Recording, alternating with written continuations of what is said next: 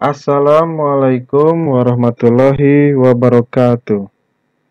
Selamat pagi dan salam sejahtera untuk kita semua. Apa kabar anak-anak Bapak kelas 7? Doa Bapak semoga semuanya dalam keadaan sehat walafiat. Amin.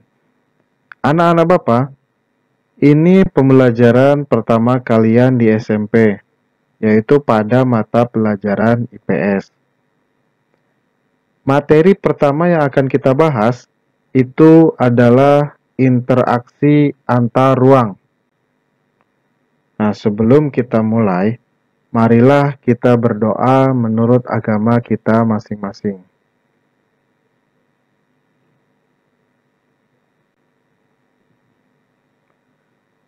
Anak-anak Bapak, daftar hadir bisa nanti kalian isi sekaligus dengan mengerjakan tugas pada link yang telah Bapak sediakan. Baik, kita mulai.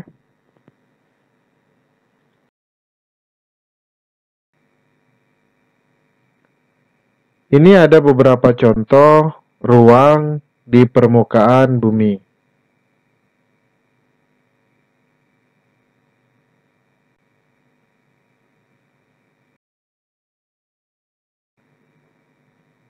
Jadi, apa itu yang dimaksud dengan ruang?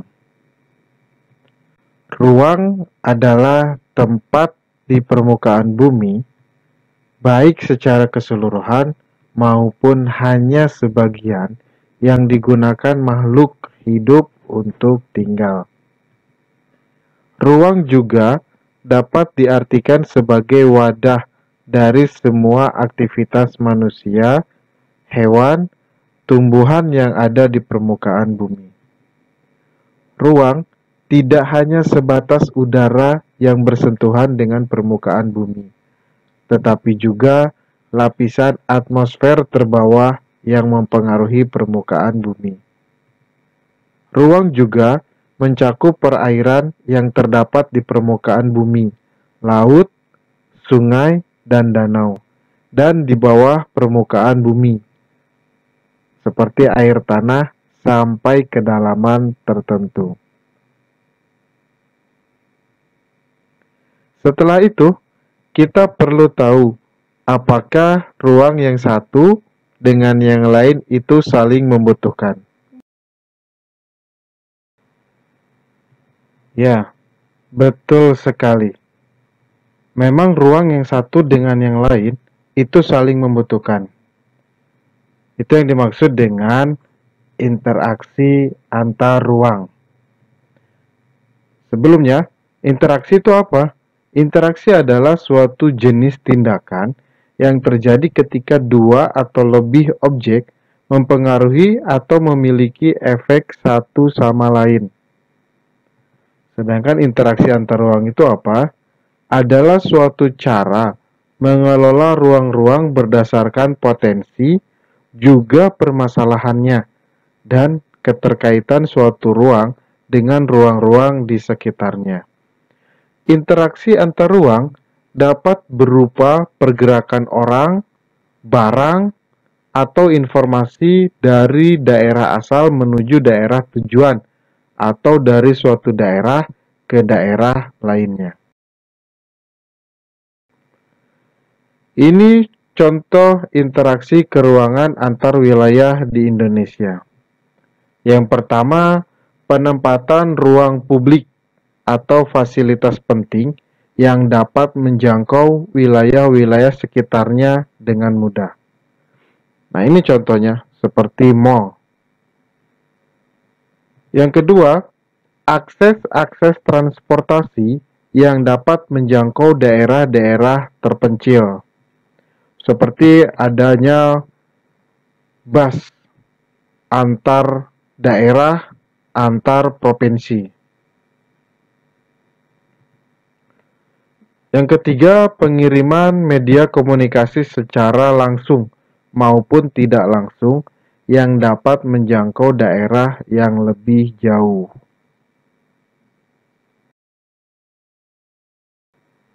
Ada 3 kondisi saling bergantung yang diperlukan sebagai syarat-syarat terjadinya interaksi keruangan, yaitu yang pertama adalah saling melengkapi atau complementarity atau disebut juga dengan regional complementary. Apa itu? Syarat terjadinya interaksi antar ruang, salah satunya adalah saling melengkapi. Kondisi saling melengkapi terjadi ketika wilayah-wilayah menghasilkan komoditas yang berbeda.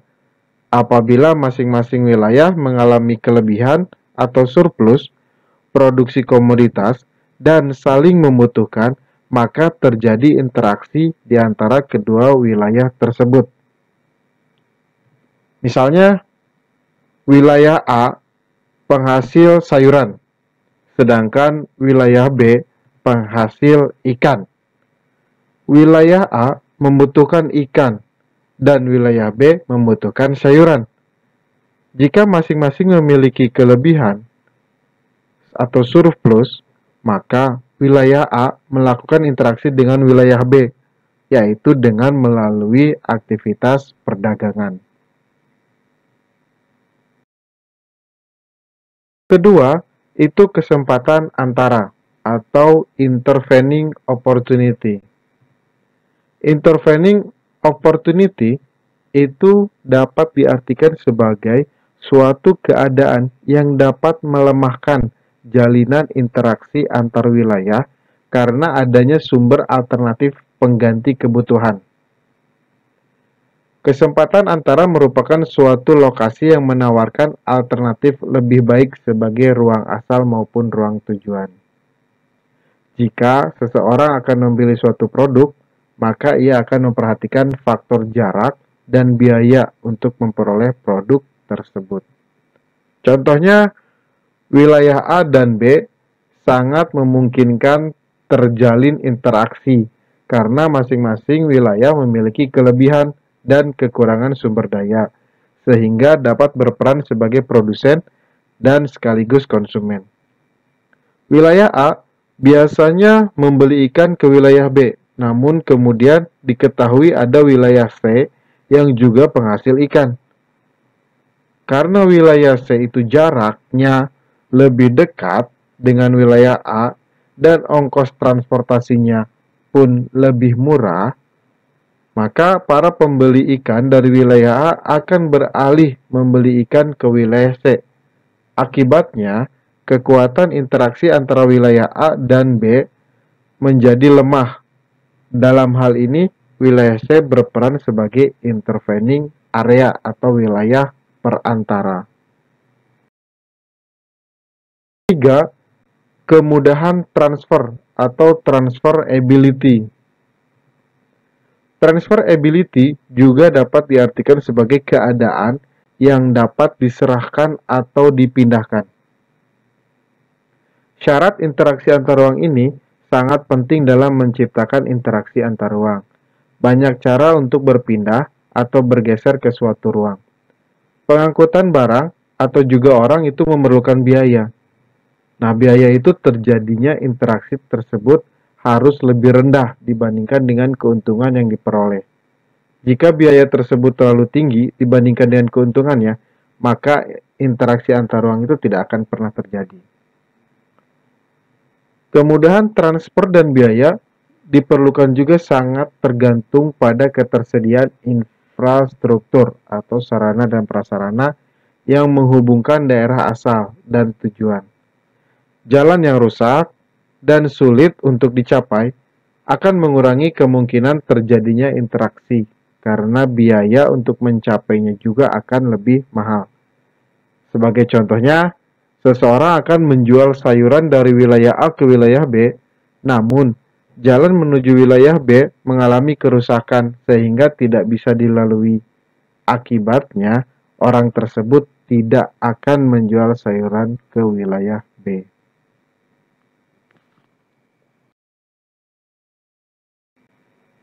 Baik, anak-anak Bapak kelas 7, itu tadi adalah materi yang pertama kita.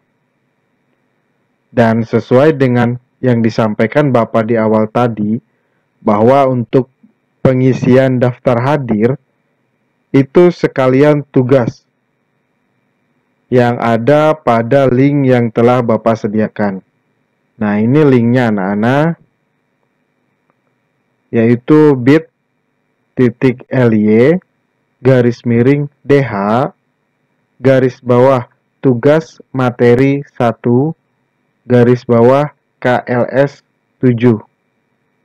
Nah, itu di dalamnya itu terdapat daftar hadir dan soal-soal tugas untuk kalian kerjakan. Caranya bagaimana? Silakan kalian ketikkan link di atas di web browser atau Google Chrome HP kalian. Tulisannya jangan salah ya, harus sesuai dengan yang tertera di atas. Atau kalian bisa klik langsung di informasi yang Bapak share di WA grup kelas 7. Yaitu Bapak akan mengirim informasi di grup WA kalian. Setelah mengisi daftar hadir dan mengisi tugasnya, silakan informasikan melalui WA atau WhatsApp pribadi ke Bapak. Ya, mengerti anak-anak ya?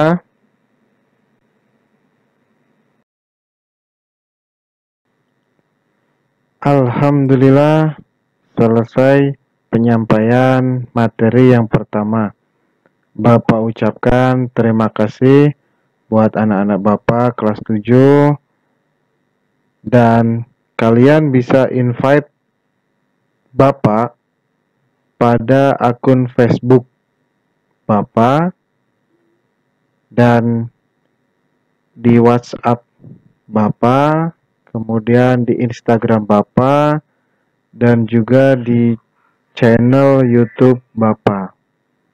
Dan jangan lupa kalian like video Bapak dan subscribe channel Bapak.